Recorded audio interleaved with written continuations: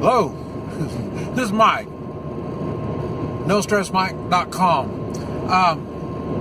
I want to, I'll tell you, I'm just listening to the radio, and this is the first time, it wasn't NPR, and it was some radio station on the road, north part of Missouri and Kansas, and it was the first time that I heard a liberal, a radio host, and on a commercial airways, not NPR. Somebody paid to have him on there. 6 miles, turn left. And let me see, I need to do something here. Yeah, and when I first started listening, it was kind of odd. I was listening to him, and I'm thinking, because I try to get involved and understand how people think. And so he's talking about this. I don't know what it was he was talking about, but and I'm thinking, maybe I'm wrong, because some of the stuff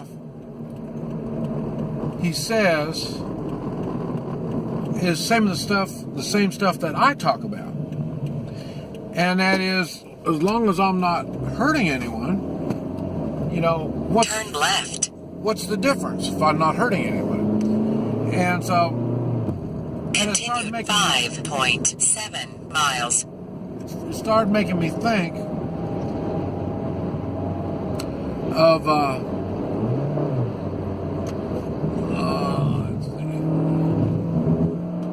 making me think that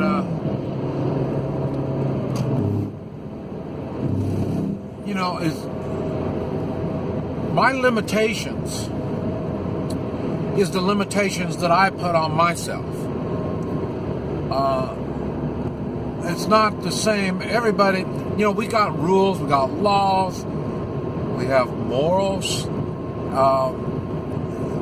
we have limitations. And part of taking personal responsibility is putting limitations on yourself. I mean, I do some really weird stuff, but I still have my limitations. And I say they're not really guided by laws. And the reason, and I was thinking, well, why is that? And I mentioned this before, but the laws are made for bad people. That's why they make laws. Because the bad people don't have a good sense of personal responsibility, so they do things, and they're bad things. A lot of times they're immoral. And yes, I talk about not hurting someone. People don't understand the hurt covers a lot of things. It's emotional, spiritual, physical, financial. There's all kinds of ways to hurt people. And people that don't take personal responsibility need laws to help them get through life, because they don't understand about hurting others. And I'm thinking, okay, how did all this stuff come about in my world? As a child, I had my father. I didn't have a mother. I talked about my mother. I lost her when I was really young. And so my father would have to explain things to me, and he didn't do all that good. So a lot of it I had to learn on the streets. And I hate to say this, even worse, but I had to learn it in school. So that's why I didn't do really good in school. So they're trying to guide me as a young person. Okay, now what happens? Oh man, 2 hitchhikers, and they each have a dog. Man, that'd be tough to pick something like that up. But the thing is,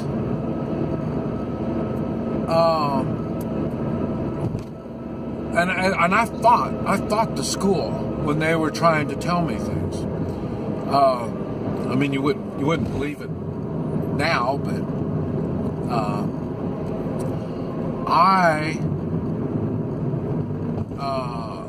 would grow my hair too long, and one of the rules was you don't let your hair touch your ears. I all the time get my hair way too long. And in other words, we had dress codes in the school. We had certain things that we had to certain things we were expected to do, and that's what I call it dress codes. But we had other things too, and really what it was, we were learning manners. We were learning social skills. We got different clubs we get involved in school and stuff like this. And so we had some type of structure to kind of hold our lives together.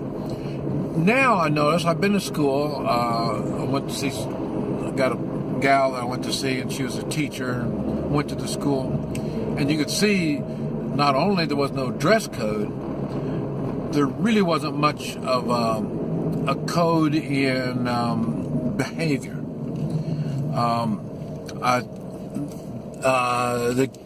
The kids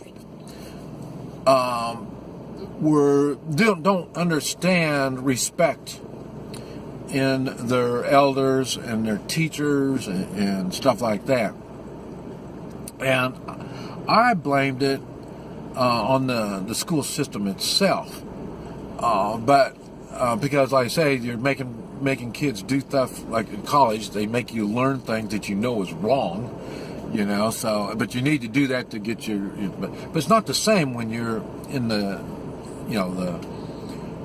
K through high school, and but they do indirectly teach you social skills, personal responsibility, and morals. And the reason is they have to teach you what's right and wrong. Now, is the right and wrong based on peer pressure? Is the right and wrong based on what the teachers say? School policy and stuff like that?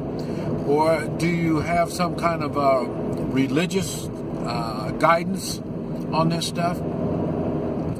But so that's what makes things really odd, to say it nicely. And that's why you hear me make videos. Well, I really don't make the videos so much, but if you see my comments, I give people hell when they're whining. They don't have the spirit to do the right thing. And that's become a problem. They have no guidance in their lives. So they say stupid things, they do stupid things, like Snowflakes is a good example. No bearing on right and wrong, morally right, and this type of stuff. They don't struggle with, well, is this right or is this wrong? In 0.4 miles, turn right, then turn left. And sometimes doing the right thing is a struggle, because it's not always easy doing the right thing. Now, as you get in the habit of doing the right thing, well, then it's no big deal. Turn right, then turn left. That's one thing about me. I'm old. I've done the right thing, not always, but I've done the right thing a lot. So Turn now left. it's easier to do the right thing, and I can back up the right thing. It's an extreme example is, like I say, when I shot the guy in the convenience store. He was doing the wrong thing. I had to do something to stop his inappropriate actions, which, like I say, were immoral. Continued 35 miles. Immoral, and like I say, he wasn't taking personal responsibility over his actions. That's why he's breaking the law, but that's what the law is there for, so then we can eliminate these kind of people. Now, the reason I'm even saying all this is because now it's in our face. These snowflakes are, well, we need to do this, we need to do that, with no moral backing. One of the things is going to be, now after the shooting in Las Vegas, so now they think, we need to take guns and, and all that. Yeah, no rationale in their thinking on many of the things that they're doing. Just because they think, as a high school kid, you think you need the long hair.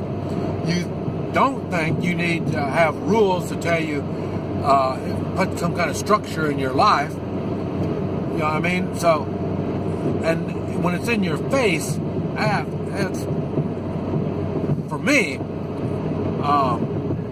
I stay away from people like that. But now it's to the point where you can't stay away from them. They just haunt you.